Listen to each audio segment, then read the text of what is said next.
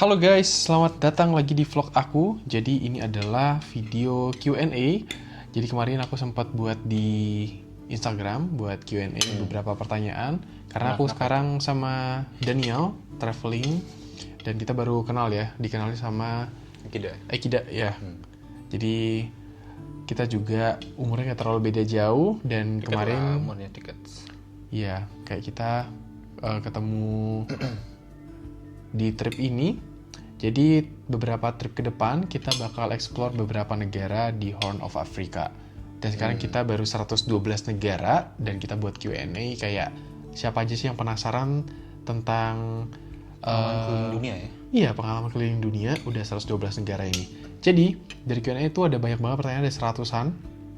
Tapi aku kayak cari-cari dan ku kelompokin jadi cuma menarik gitu ya. 10 aja. Yang paling banyak apa? Mungkin lebih jawabannya bisa membantu kalian juga. Iya, karena mungkin yang paling banyak pertanyaannya ini 10 pertanyaan ini mungkin bisa jadi jawaban buat kalian tentang apa yang kita lakukan dan mungkin sekarang juga jadi pekerjaan aku gitu. Oke, jadi sekarang kita sambil apa? Makan Indomie. Makan Indomie dulu ya, karena kita belum makan. Sebenarnya kita lagi jalan-jalan dan sebenarnya kita coba berusaha buat memastikan kita cukup duitnya. Jadi kita satu caranya dengan makan yang lebih budget juga. BTW ini jam 11 malam, tapi kita pengen buat video Q&A-nya. Jadi kita nyantai aja ya videonya. Kalian juga siapin makanan kalian. Nyemil bareng kita. Jadi semoga enjoy video ini. Dan Jadi belajar sesuatu juga ya. Iya, jadi ini video mukbang ya. Mukbang. Ya makanya kita sebenarnya sederhana banget ya. Sangat tidak sehat, tapi ya sehat buat kantong. Kenalan dulu nih. Aku Michael dan aku udah 112 negara dan kita suka banget keliling dunia. Kalau aku alasan keliling dunia karena pengen banget ngelihat banyak negara-negara di dunia luar. Betul. Kalau gue sih kenapa ya? Sebelumnya kenalin gue dulu. Jadi gue Daniel. Gue belum lama ini lulus kedokteran UI dan gue bakal mulai kerja di UK sebagai dokter. Dan di antara waktu itu gue memutuskan buat jalan-jalan lebih dahulu dan memaksimalkan oportunitas ini untuk keliling dunia. Jadi sekarang juga sudah 112 negara. Dan kenapa pingin keliling dunia? Karena sebenarnya karena udah masuk itu aja kayak momentum gitu sebenarnya mungkin ya. Karena awalnya mungkin beberapa negara doang, tapi ketagihan negara berikutnya sampai 50 negara, akhirnya sampai 100 negara dan sekarang sampai 112 negara. Jadi mungkin karena setiap negara yang kita kunjungi itu selalu ada suatu hal baru, jadi kayaknya ada rasa keinginan tahunan atau curiosity kayak gitu. Jadi selalu ada rasa kayak ingin tahu di negara yang berikutnya ini ada apa aja sih. Gitu. Dan selalu ada yang bisa dilihat. Kita kan memang jumlah negara sama, tapi ada beberapa part yang beda. Kayak si Daniel tuh udah hampir udah komplit semua di Amerika Latin. Tapi kalau aku lebih banyak di yang kecil-kecil, kayak di Afrika itu dan kecil-kecil dan lain-lain itu aku masih lebih banyak di sana. Dan masuk aja kita ke pertanyaan pertama, yaitu modal apa yang wajib kita punya sebelum keliling dunia? Gue jawab dulu deh. Gue jawab dulu ya. Kalau gue tentunya yang pertama sebenarnya yang jadi pertanyaan yang paling sering aku dapat tuh di DM, Kak modalnya dari mana? Udah pasti sebenarnya keliling dunia butuh modal juga. Jadi kalau menurut aku ya kalian kayak Modal finansial maksudnya. Iya, kayak nabung. Dan awal-awal juga aku memang nabung dari SMP, SMA dan aku pakai duitnya waktu itu memang buat jalan-jalan dan sebenarnya nggak keliling dunia juga. Mungkin kalian bisa pakai tabungan ya untuk keliling ke negara-negara deket dulu aja. Kayak nanti kalau ada rezeki baru misalnya ke negara-negara lain begitu. Benar sih. Dan menurut gue modal tuh nggak cuma modal sekedar uang aja, tapi buat keliling dunia ya. Dalam aspek keliling dunia itu mungkin juga butuh aspek waktu dan juga aspek pengalaman. Jadi mungkin kalau waktu ya tentunya dibutuhkan ya buat keliling dunia kayak gini. Untuk jalan-jalan yang cukup ekstensif ke banyak negara tentunya butuh banyak waktu dan mungkin susah bagi teman-teman atau orang-orang yang pekerjaannya itu benar-benar full time, yang mungkin dapat libur itu susah, yang benar-benar demanding banget itu bakal susah. Jadi itu salah satu alasan juga kenapa gue memutuskan buat benar-benar investasi sebanyak-banyaknya waktu saat ini sebelum mulai kerja sebagai dokter. Karena mungkin nanti kalau udah mulai jadi dokter pasti susah ya cari waktu buat benar-benar traveling yang jauh-jauh kayak gitu. Jadi itu satu hal, ya butuh modal waktu juga ya. Yang berikutnya itu modal pengalaman juga. Kenapa? Karena tentunya buat jalan-jalan di negara-negara tertentu itu mungkin nggak terlalu butuh banyak pengalaman karena cukup mudah dalam aspek infrastruktur turismenya gitu. Tapi kalau pingin keliling dunia dalam hal termasuk negara-negara yang mungkin lebih challenging, yang lebih butuh pengalaman ke negara-negara yang mungkin bisa dibilang lebih mudah, itu penting banget.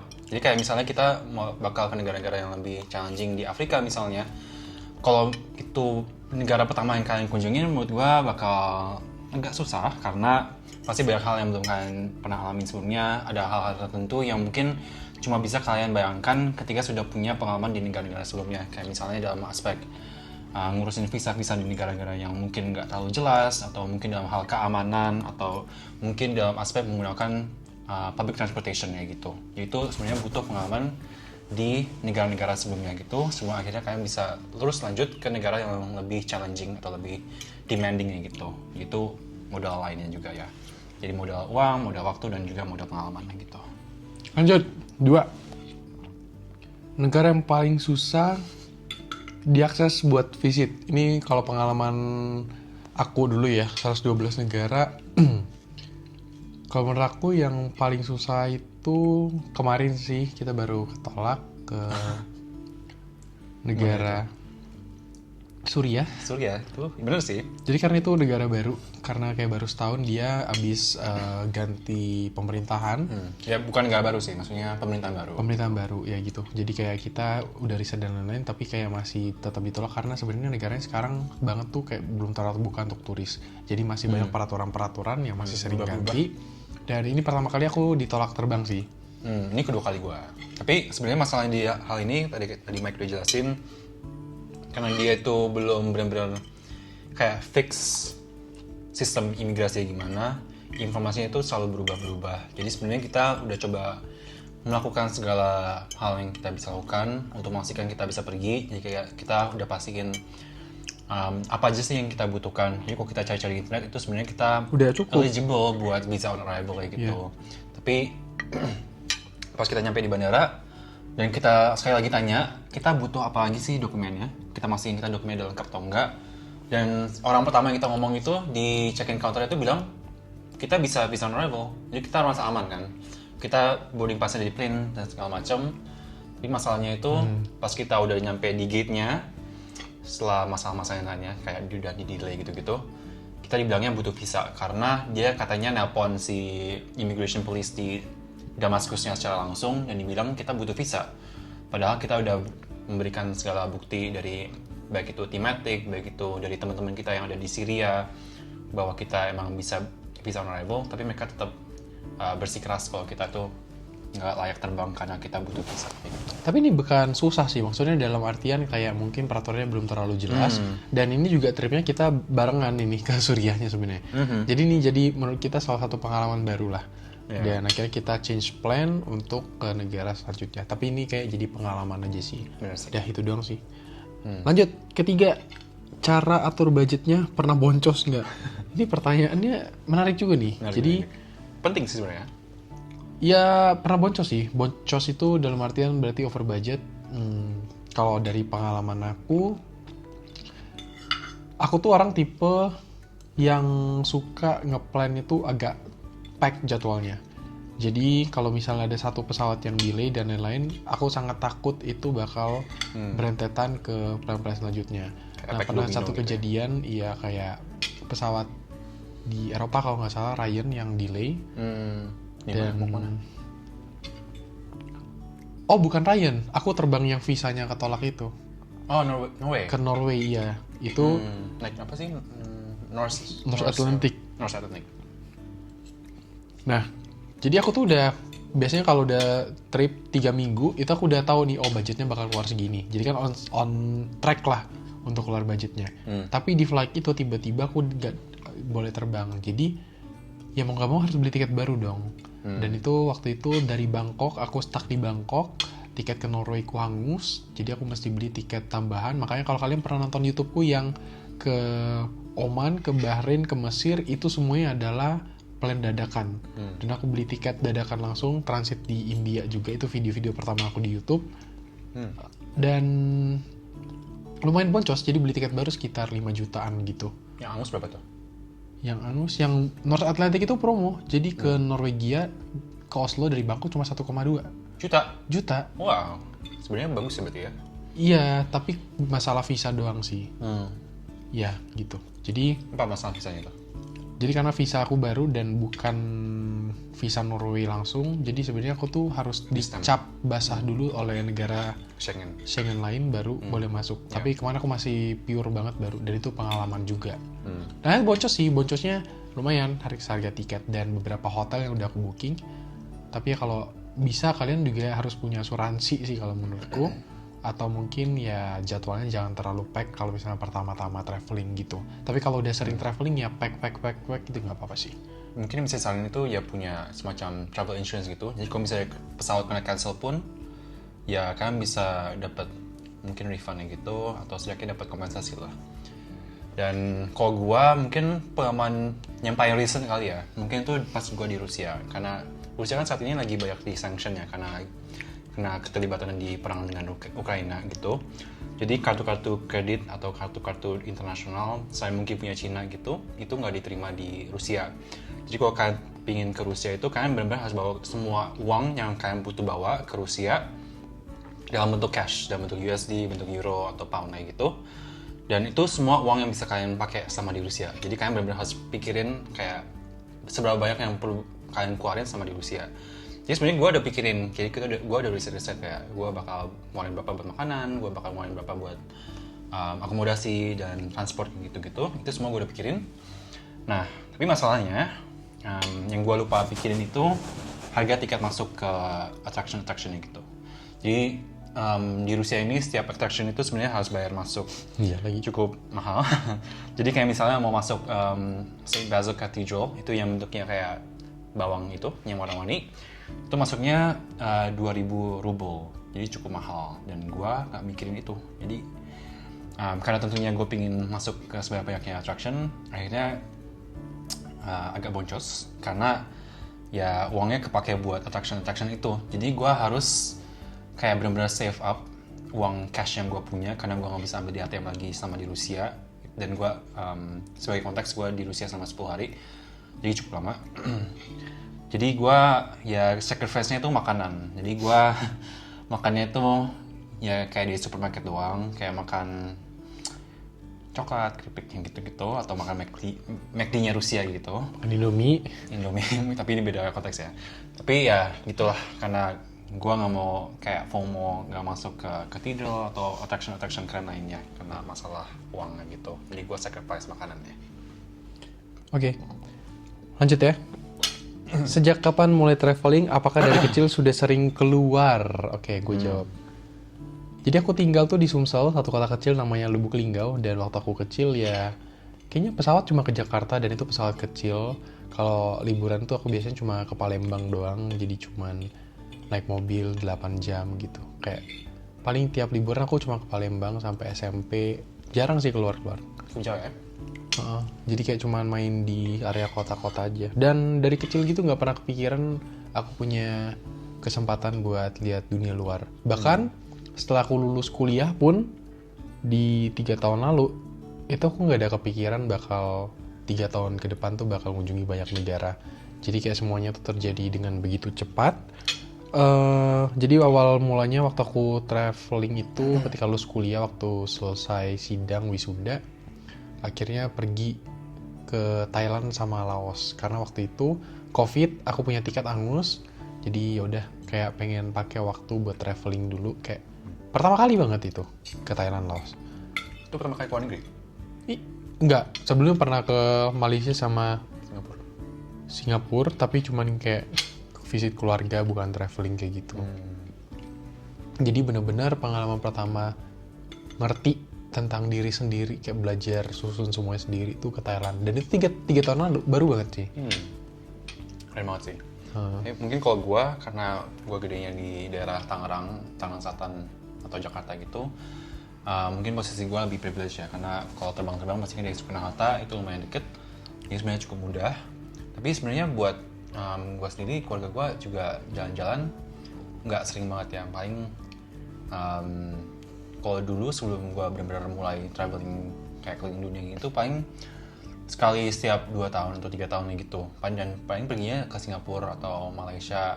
Dan yang paling jauh itu pernahnya ke Thailand. Tapi itu bareng teman-teman pas pertengahan kuliah gitu. Jadi udah lumayan umur 20-an gitu juga sih. Dan benar-benar mulai traveling itu sebenarnya pas gue dapet kesempatan buat kan gue di FKUI itu kelas internasional. Jadi gue dapet kesempatan buat ambil S2-nya itu di UK gitu. Tapi masalahnya itu gue harusnya pergi pas tahun 2020, dan kita ingat tahun 2020 itu benar-benar lagi puncak-puncaknya COVID. Jadi itu setengah semesternya seharusnya gue di UK itu malahan di Indonesia, karena ada COVID, jadi ada ya nggak bisa terbang ke UK kan. Jadi satu semester S2 gue itu di Indonesia. Tapi malahan itu tuh yang mendorong gue buat kayak pingin traveling lebih lagi, karena kesempatan yang harusnya gue pakai buat bisa keliling di kayak UK gitu man kepotong karena COVID. Jadinya pas akhirnya kesempatan buat pergi pada tahun 2021 untuk melanjutkan semester yang kedua di S2-nya itu, gue benar-benar memanfaatkan setiap waktu yang gue punya buat explore UK sebanyak-banyaknya. Dan akhirnya setelah selesai S2, setelah sidang gitu-gitu, dan peraturan COVID-nya itu udah mulai longgar, akhirnya gue kayak benar-benar maksimalkan waktu gue di Eropa gitu. Jadi gue keliling 13 negara di Eropa, dari Spanyol sampai Polandia gitu. Karena gue merasa pada saat itu setiap waktu yang kita punya itu benar-benar ya terbatas, itu benar-benar kesempatan atau opportunity yang mungkin nggak kita dapat kembali gitu. Jadi sekarang gue benar-benar kayak memutuskan setiap opportunity yang gue punya itu gue ingin manfaatkan sebaik mungkin buat buat melihat dunia kayak gitu sih. Karena ya nggak tahu apakah kita akan ada dalam 1 tahun, 2 tahun kayak gitu. Menarik. Terus lanjut, keliling dunia pakai transport umum di negara tujuan aman dan mudah nggak? Sebenarnya ini jawaban universal sih ya, karena nggak ada opini pribadi. Jadi kalau kalian cari negara-negara maju, biasanya udah settle dan sudah lengkap banget transportasinya. Dan ya udah gampang banget dioperasiin kayak di China, di Jepang, Korea, Singapura, Thailand juga kereta-kereta udah lumayan banyak. Atau di Eropa gitu juga sih. Nah, apalagi Eropa, transport antar kota, transport dalam kota. Tapi kalau udah kayak pindah ke negara-negara yang berkembang, mungkin transportnya agak lumayan susah. Jadi kalian cari tahu dulu, riset negara-negara kalian yang pengen kalian kunjungi itu transportnya gimana. Udah sesimpel itu, udah kayak cari tahu ada atau enggak dulu sih. Iya, cuma itu doang sih. Karena mungkin beberapa negara kayak misalnya di mana ya? Kayak mungkin contohnya di Jeddah gitu kali ya. Nah, kita bakal ke Jeddah juga kali ini. Itu tuh sebenarnya ada public transport, tapi mungkin agak susah dipakai dan nggak Common cukup lah. luas gitu lah. Jadi kita nggak bisa pakai public transport kayak busnya gitu buat keliling di Jeddah, karena dia nggak pergi ke tempat-tempat yang kita mau pergi gitu. Jadi kita harus pakai kayak semacam Grabnya di Jeddah kayak gitu. Dan bener sih, emang yang pertama kalian harus cari itu apakah ada dulu, dan kalau ada tuh sistemnya kayak gimana, dan yang mungkin paling penting itu cara bayarnya gimana, kayak gitu sih. Karena tiap negara tuh pasti beda cara bayarnya. Ada yang bayarnya itu kalian harus punya kartu, dan yang harus kalian beli dulu kartunya. Ada yang mungkin bisa pakai kartu kredit langsung kayak contactless gitu. Ada yang pakai aplikasi, ada yang harus pakai cash. Jadi benar-benar bisa beda-beda banget. Dan itu kalian harus cari tahu dulu supaya pas kalian pakai public transport itu nggak kagok juga. Menurutku penting buat riset, karena contohnya kayak di Eropa, public transport di dalam kota itu kadang dia nggak ada yang pengecekannya. Jadi kayak di Germany gitu atau di Austria. Jadi kalian sebenarnya bisa masuk doang terus turun, tapi takutnya kalau ada random check, kalian nggak ada tiket atau tiket kalian belum ke validasi, itu kalian dendanya lumayan. 400 euro gitu. Jadi mahal. Jawabannya kalian research dulu tentang Kotanya, sistemnya gimana, pembayaran gimana. Ya, dan ini baru aman habis itu. Dan Ya, sebenarnya pakai Google Maps itu membantu banget, tapi tergantung negara juga ya, karena nggak semua negara bisa pakai Google Maps. Karena Google Maps itu bisa nunjukin kalian pakai, misalnya pakai jalur kereta yang mana, pakai bus yang mana, gitu-gitu juga. Lanjut. Top 3 perjalanan paling berat tapi memorable. Sebenarnya kalau 3 terlalu banyak, jadi kita pilih satu aja. Satu-satu. Apa ya? Apa ya, susah ya? Paling berat tapi memorable. Kalau Berat. aku sih mungkin berat itu dalam artian kalau aku tuh agak lumayan jauh dari rumah. Jadi kayak contohnya aku perjalanan di Peru itu sebenarnya nggak berat-berat banget tapi kayak rasanya tuh jauh banget, far from home. Tapi kayak rasanya Kangen memorable. Kangen rumah ya? Iya, dulu kayak rasanya lakuinnya berat banget kayak aduh, kayak culture-nya tuh beda banget, culture Latin gitu. Dan tapi view-nya bagus-bagus, pemandangan-pemandangan di Peru. Dan sampai sekarang sih kalau diinget-inget memang waktu itu capek banget, tapi sekarang tuh memorable banget sih. Apalagi Machu Picchu. Berkesan banget ya berarti ya? Berkesan banget. Kalau gue sendiri sih sebenarnya mungkin kalau aspek berat sejauh ini belum ada yang kayak benar-benar merasa se-stressful itu ya, kecuali mungkin yang kayak di masalah-masalah yang kayak ditolak atau nggak bisa terbang kayak gitu-gitu. Jadi mungkin kalau ada aspek berat, mungkin gue mikirin yang kayak aspek berat secara fisik kali ya. Jadi sebenarnya gue orangnya suka hiking juga, jadi mungkin gue bisa pilih salah satu pengalaman hiking yang menurut gue sangat berkesan itu. Jadi kayak sempat kemarin kan ke Chile gitu, di Patagonianya, di National Park namanya Torres del Paine. Jadi itu tuh gue lakukan hiking sunrise gitu. Jadi kita harus bangun jam 2 pagi dan hiking yang naiknya elevasinya itu sekitar lebih di 1 km dan sekitar 4 jam gitu. Dan itu kita karena ngincarnya sunrise itu kita ya bangun jam 2 tadi itu dan kita hiking ini dalam kegelapan kan. Dan mungkin buat teman-teman yang suka hiking juga itu cukup biasa karena buat sunrise kan emang harus bangun pagi kan ya, dan gelap itu udah biasa juga karena pakai torch gitu aja. Tapi mungkin yang bikin susah itu karena dingin banget karena itu perginya di bulan September, jadi sebenarnya masih mulai musim semi tapi masih belum hangat juga, jadi kayak masih beku, masih di bawah 0 derajat dan benar-benar dingin, dan itu danau itu pun masih beku gitu, jadi kayak itu cukup susah secara fisik karena dinginnya juga ya. Dan mungkin aspek lain itu juga di Peru kan pernah kayak Inca Trail gitu, jadi itu 4 hari dan elevasinya itu sampai 4.000 meter, jadi itu cukup susah secara fisik tapi worth it banget pas sudah sampai Machu Picchu setelah hari keempat. Dan ya sih bener-bener menurut gue yang berat-berat tuh justru yang paling memorable sih menurut gue. Kalau misi keliling dunia kelar, mau ngapain lagi? Jawaban aku simple, pengen keliling semua provinsi di Indonesia. Kalau sekarang udah 112 negara, di provinsi itu ada 38, aku udah 22, jadi hampir setengah. Dan nanti pengen keliling semua sih. Udah. Mungkin kalau gue, kalau misalnya sempat selesai ya, kan bakal tetap lanjut kerja sebagai dokter dulu, tapi mungkin karena banyak hal lain yang bisa diekspor, bakal ngisi-ngisi bagian yang belum sempat diekspor ya. Mungkin biarpun udah semua negara, pasti masih ada bolong-bolong di masing-masing negara yang belum kita lihat, dan itu pastinya butuh banyak waktu juga.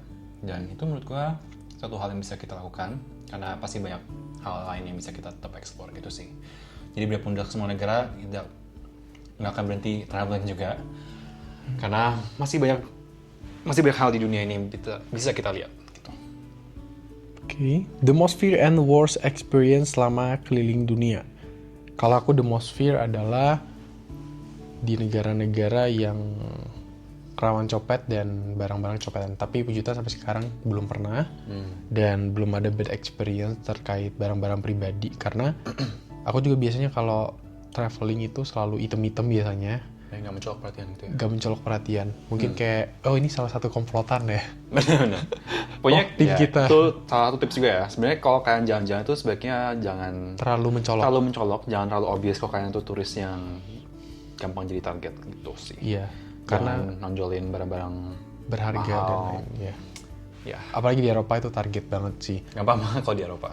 Nah kalau aku juga item ya karena memang suka aja sih, dan karena Gampang konten matching juga bawa kamera, jadi aku perlu double extra buat safety-nya. Bener banget. Ya pengalaman buruk gue juga mirip sih berhubungan dengan copet-copetan. Jadi sebenarnya kayak tadi gue bilang, kayak di Eropa itu rentan banget copet karena banyak target turisnya ya. Jadi kalau kalian kurang perhatian atau lagi nggak fokus gitu, gampang banget jadi target buat dicopet. Jadi saat itu tuh yang gue ceritain tadi, bener-bener pas gue baru mulai traveling secara ekstensif gitu ya. Jadi gue lagi di Amsterdam, itu tuh abis gue selesai semua sidang S2 gitu. Jadi kayak lagi sebulan di Eropa, lagi keliling Eropa gitu. Dan itu tuh bener-bener hari terakhir gue di Eropa, lagi di Amsterdam, sekitar jam 11 malam. Dan gue lagi jalan keliling sendiri gitu kan, karena malam terakhir lah, ingin kayak memaksimalkan waktu sebelum besoknya pulang gitu. Dan itu kebetulan lagi jalan balik ke hostel gitu, dan tiba-tiba ada orang datengin gue, kayak pura-pura mabok gitu. Tapi pada saat itu gue nggak tahu kalau dia pura-pura mabok ya. Jadi intinya gue lagi makan kayak churro gitu, lagi jalan balik rumah, hostel. Dan orang-orang yang datang kayak keliling-keliling gue, kayak pura-pura nari, pura-pura mabok nggak jelas gitu. Dan gue kan kayak ya udah kayak go along with it aja gitu. Dan akhirnya dia pergi, dan yang gue sadari pada saat itu, pas gue cek kantong gue, HP gue hilang. Jadi gitu gue benar-benar panik banget karena itu udah malam terakhir. Jadi boarding pass gue kan ada di HP gue, terus semua uang gue juga ada di HP itu karena pakai kayak Apple Pay gitu. Jadi kan bisa bayangin seberapa paniknya gue. Pagi itu kan kayak bener-bener pertama kali juga kayak solo traveling yang bener-bener sendiri, nggak ada bantuan siapa-siapa. Dan kan HP itu kayak bener-bener penting banget ya pas kalian traveling, karena map kalian di situ, kontak-kontak kalian di situ semua. Kalau kalian butuh bantuan pasti butuh HP juga kan buat apapun gitu. Jadi gue bener-bener panik banget ya, gue bingung mau ngapain.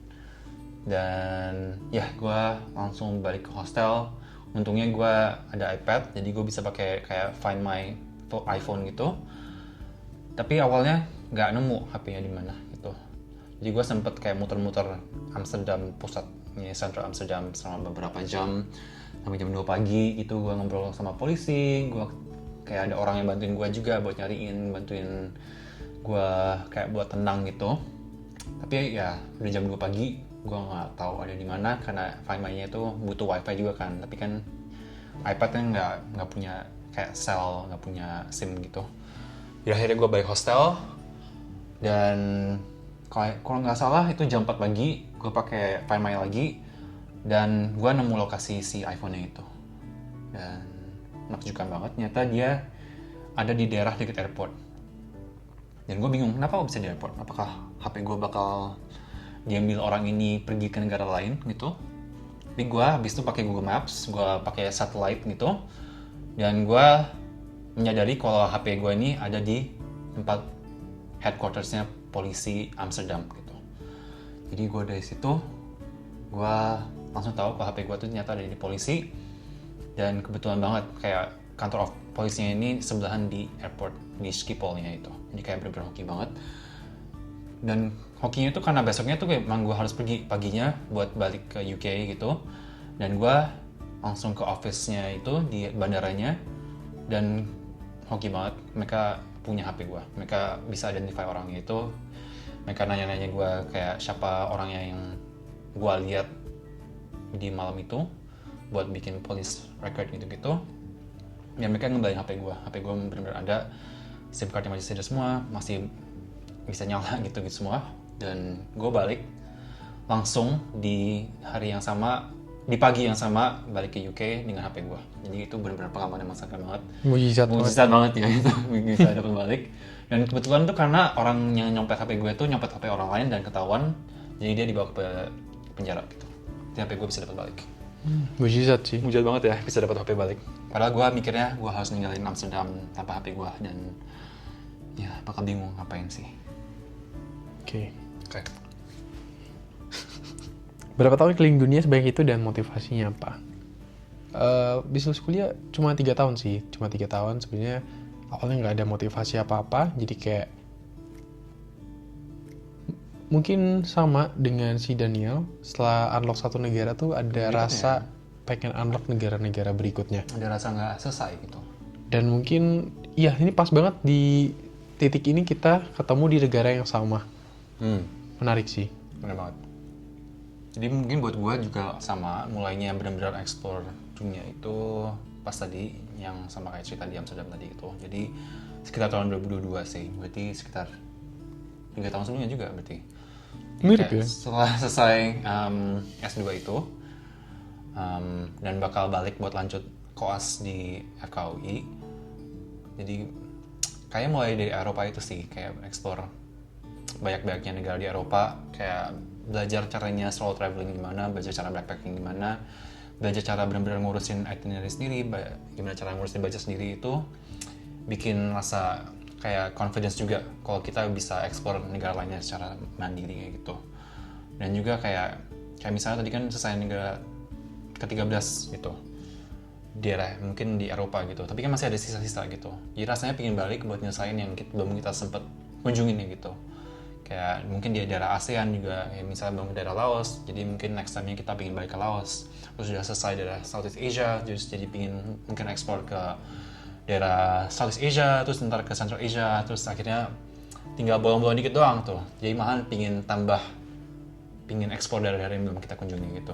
Jadi mungkin buat kita kayak daerah kayak Syria, Irak, Afghanistan itu jadi menarik banget buat kita karena itu bolong-bolongnya yang kita punya di peta kita gitu. Betul sih. Dan kita sekarang lagi pengen unlock negara-negara yang kita sama-sama belum dua-duanya. Next, terakhir, gimana cara prepare uang tunai banyak negara? Nah, ini pertanyaannya sebenarnya jawabannya universal juga. Riset dulu tentang negaranya, mungkin kayak negara-negara yang udah maju, kartu kredit, kartu contactless itu udah cukup banget diterima di mana-mana, kayak di kafe, di transportasi, tempat makan. Tapi kalau misalnya negara-negara yang kayak nggak oke, dia mungkin butuh cash lebih banyak gitu. Atau negara yang kena sanction US, ya itu butuh cash banyak gitu. Bener-bener. Salah satunya Iran, Rusia, Belarus gitu-gitu mungkin. Tapi kalau China sih udah ada payment sendiri gitu. Ya itu aspek yang penting juga ya. Kayak sebenarnya mungkin yang paling gampang itu ya punya mata uang yang bisa diterima di banyak negara kayak USD atau Euro. Itu benar-benar membantu karena ya bisa dibawa mana-mana aja sebagai reserve itu in case mereka mungkin kartu nggak bisa atau mungkin kita harus convert uang ke mata uang lokalnya gitu. Jadi benar-benar penting banget buat riset tiap negara yang kalian ingin kunjungin, sistemnya gimana, mata uangnya apa, apakah mereka bisa pakai kartu atau enggak. Nah, apakah mereka punya sistem khusus kayak misalnya di Cina yang pakai aplikasi kayak Alipay gitu-gitu. Jadi itu penting banget. Dan mungkin kalau kalian punya kartu travel card gitu yang bisa punya banyak mata uang di satu kartu itu sangat membantu banget juga untuk pergi-pergi di negara yang bisa pakai kartu kredit tapi mata uangnya beda kayak gitu. Karena itu bisa hilang cukup banyak uang dalam hal conversionnya itu. Karena tiap kali kalian convert kan pasti ada rugi dikit karena diambil sebagai kayak commission gitu kan buat money changernya ataupun di kartu bank kalian gitu. Jadi kalau punya kartu yang bisa convert tanpa fee extra itu sangat membantu juga gitu. Ya, itulah 10 pertanyaan yang paling banyak ditanyain, jadi udah dirangkum semuanya dan itu jawaban dari kita ya. Mungkin kita masih banyak ada plan ke depan kayak pengen namatin semua dunia ini, negara-negaranya. Jadi kalian bisa follow sosial media kita buat lihat perjalanan-perjalanan. Mungkin di trip ke depan ini bakal banyak video-video kita unlock negara, kayaknya tiga negara ya. Berikutnya. Dan kalian bisa nonton di YouTube ini karena semuanya sudah di schedule setiap hari tayang di channel ini. Kalau gitu thank you for watching. Ditunggu di seri selanjutnya. Bye-bye. Bye.